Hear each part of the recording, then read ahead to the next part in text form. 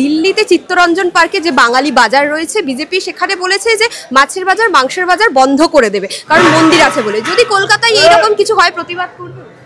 মাছ মাংস বন্ধ হলে ব্যবসায়ীরা যাবে কোথায়? দেখুন, এখনো তো কিছু আমাদের এখানে কিছু হয়নি, দিল্লিতে হয়েছে সেটা আলাদা ব্যাপার। কোনোদিনই হবে না কলকাতা শহরে কোনোদিনই হবে না। সবাইকারই পেট আছে এবং সাধারণ মানুষের কথাবার্তাটা ভেবে করাটাই উচিত তো এটাই যে এখানে মাছ মাংস আছে, এখানে মন্দির রয়েছে, কেন মন্দিরটাকে সরিয়ে অন্য জায়গায় রাখো। এই মুহূর্তে আমরা মাছের বাজারে দাঁড়িয়ে রয়েছি এবং মাছ নিয়ে রাজনৈতিক বিতর্ক সৃষ্টি হয়েছে। বিজেপি সরকার দিল্লিতে বলছে যে চিত্তরঞ্জন পার্কে মাছ মাংসের বাজার বন্ধ করে দেওয়া হবে। কেন? কারণ সেখানে কালী মন্দির রয়েছে। কিন্তু কলকাতা অর্থাৎ পশ্চিমবঙ্গের বুকে যদি এই রকম কিছু হয় তাহলে মাছ ব্যবসায়ী এবং যারা মাছ কিনছেন তারা কি প্রতিক্রিয়া দিচ্ছেন আমরা কথা বলে নেব তাদের সঙ্গে। আচ্ছা দাদা, বলছি দিল্লিতে একটা ঘটনা ঘটেছে যে এই যে মাছের বাজার বাঙালিদের যে সেখানে আছে মন্দির আছে বলে বিজেপি বলছে যে মাছের বাজার মাংসের বাজার তুলে দেওয়া হবে কার্যত। যদি পশ্চিমবঙ্গে এরকম কোনো ঘটনা ঘটে, যদি বিজেপি সরকারে আসে তাহলে দেখুন, এখনো তো কিছু আমাদের এখানে কিছু হয়নি, দিল্লিতে হয়েছে সেটা আলাদা ব্যাপার। যদি আমাদের এখানে কিছু হয় তার জন্য তো আছি, তার জন্য তো বলতেই হবে সরকারকে। এতদিন তো মন্দিরের সামনেই মাছের বাজার আছে, কোনো তো কারোর প্রবলেম হয় না। এবার দেখা যাক, যখন পরিস্থিতি আসবে তখন বোঝা যাবে। মাছের বাজার তুলে দেওয়ার কথা বলছে দিল্লিতে, মাছের বাজার তুলে দেওয়াটা কি ঠিক? মাছ মাংস এসব না না, এটা তো উচিত না। রোজগার কমে যাবে অনেক লোকের, বাজার উঠে গেলে অনেক লোক তো রোজগার উঠে যাবে না, এটা ঠিক না। মাছ বন্ধ করে দেবে কি শুধু ডাল আলু ভাতে খাবে? আর বাজারের মধ্যে মন্দির আছে বলে তারা বলছে মন্দির যেখানে থাকবে সেখানে মাছ মাংস রাখা যাবে। তো মন্দিরটাকে সরিয়ে দাও। উচিত তো এটাই যে এখানে মাছ মাংস আছে, এখানে মন্দির রয়েছে, কেন মন্দিরটাকে সরিয়ে অন্য জায়গায় রাখো। এটাই তো নিয়ম। মন্দিরও লোক যাচ্ছে, মাছের দোকানেও যাচ্ছে, কিন্তু মন্দির জায়গায় যাচ্ছে মাছ খাবে, খেয়ে দে তবে তো ভক্তি করবে। তো ভক্তিটা করবে কোথায়? খাবে না তো ভক্তি করবে কোথা দিয়ে? হয় নাকি তোলা যায় না? আমরা কি করে খাবো? মাংসের দোকান মাছের দোকান তুলে দিলে কি করে হয়? সম্ভব না। যদি এখানে এরকম বিজেপি সরকার আসে তাহলে প্রতিবাদ করবেন? মাছের দোকান মাছের মাংস যারা করে খাচ্ছে তারা কি করে খাবে? কোনোদিনই সম্ভব। বাজারের মাছের বাজারের মধ্যে মন্দির আছে বলে বিজেপি সরকার বলেছে মাছের বাজারই তুলে দেবে। তো এখানে যদি এরকম কিছু হয়, এরকম কিছু বলে, কোনোদিনই হবে না কলকাতা শহরে কোনোদিনই হবে না। বিজেপি ওইখানে বলেছে, ওইখানে সরকারে আছে তাই বলেছে, যা ইচ্ছা তাই করতে পারে। কিন্তু এখানে তো সরকারে নেই। এখানে যখন সরকারে আসবে তখন চিন্তা ভাবনা করবে যে কি করবে না করবে। আপাতত এখন যেটা বলেছে সেটা ভুল কথাই বলেছে। পশ্চিমবঙ্গে এখনো পর্যন্ত এরকম কেউ কিছু করতে পারেও নি আর হবেও না। আচ্ছা, এই বাজারের মধ্যে আমরা অনেক সময় দেখি যে মন্দির থাকে, হ্যাঁ, তো ওনারা বলছেন ঠাকুরের সামনে কেন মাছ থাকবে?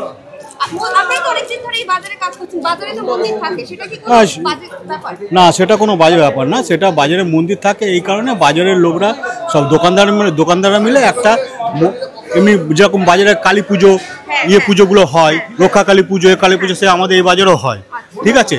সেটা দোকানদাররা মিলে করে, সেটা দোকানদাররা মিলে একটা ঠিক করে যে 12 মাস আমরা এখানে ব্যবসা করছি, আমরা উপার্জন করছি, সেই হিসাবে একটা আমরা ঠাকুরকে একটা মন্দির করে আমরা সে পুজো পাঠ করবো। সেটা দোকানদারদের মিলে বাজারের কমিটি সেটাও সিদ্ধান্ত নিয়ে করে। কিন্তু এমনি তো হুটপাট এখানে বাজারের ভেতর তো মন্দির থাকে না, কোনো বাজারে থাকে না। মাছের বাজারে কি আপনি দেখেছেন কোনো জায়গায় মন্দির? কোনো জায়গায় দেখতে পারবেন না, ঠিক আছে? এখন তো এখানে কোনো কথাই না, অর্থাৎ এখানে কোনো প্রশ্নই হচ্ছে না। আর ওখানে যেখানে হয়েছে সেখানে তার ব্যাপার, আমাদের এখানে কোনো এসব মাথায় নামানো। যদি বিজেপি এখানে সরকারে আসে এরকম কিছু ঘটে তখন কি আপনারা প্রতিবাদ করবেন মাছের ব্যবসায়ী হিসেবে? যখন হবে তখন এখন আসে, তারপর হবে, তারপর এখন নিয়ে এখন হয়তো মাথা খাওয়ার কোনো প্রশ্ন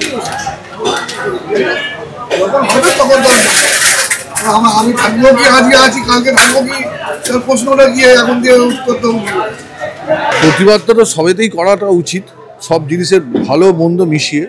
কিন্তু হ্যাঁ, একটা ব্যাপার, সবাইকারই পেট আছে এবং সাধারণ মানুষের কথাবার্তাটা ভেবে করাটাই উচিত।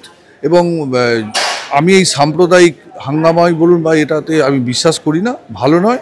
এই জিনিসটা দিনের দিন যত বাড়বে তত বেড়েই যাবে। যত এটাকে সংবরণ করে ঠিকঠাক করে চালানোটাই সব থেকে আমার মনে হয় এটাই সবাইকে জনসাধারণের সবাইকে মানে মানুষ জনসাধারণই হচ্ছে মেন ভোটার হচ্ছে জনসাধারণ, সেটাই আমার মনে হয় এই আর কি।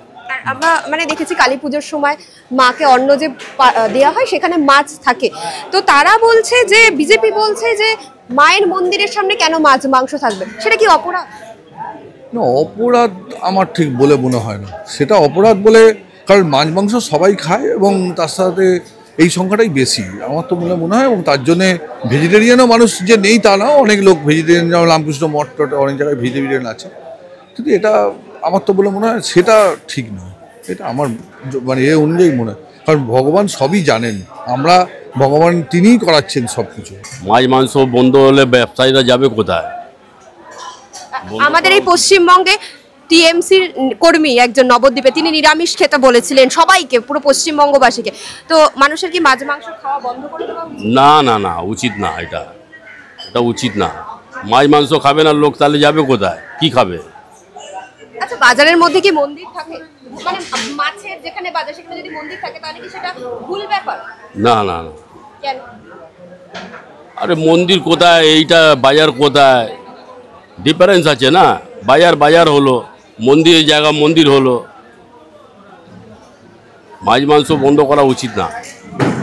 আমরা এতক্ষণ সাধারণ মানুষ থেকে মাছ বিক্রেতা সবার সাথে কথা বলছিলাম এবং তাদের একটাই মত যে ধর্ম যাই হোক, রাজনীতি যাই হোক, মানুষের পেট চালানো নিয়ে কথা, টাকা রোজগার করা নিয়ে কথা। সুতরাং মাছ বিক্রি করে টাকা রোজগার হবে এবং মাছ ভাত খেলে মাথা মন পেট সবই শান্ত থাকবে।